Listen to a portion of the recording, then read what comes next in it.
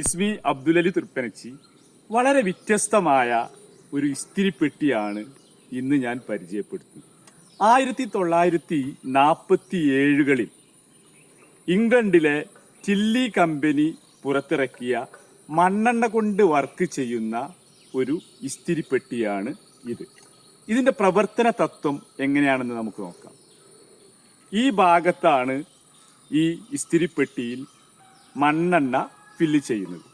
അതിനുശേഷം ഈ പമ്പ് കൊണ്ട് എയർ ടൈറ്റ് ചെയ്യുകയാണ് ചെയ്യുന്നത്. എയർ ടൈറ്റ് ആയതിനു ശേഷം ഇസ്തിരിപ്പെട്ടിയുടെ ഈ ഭാഗത്ത് ചെറിയൊരു ഹോള് കാണാം. ലിക്വിഡ് പാരാഫിൻ ഒരല്പം നിറച്ചു കഴിഞ്ഞാൽ ഈ ഭാഗത്ത് കത്തും.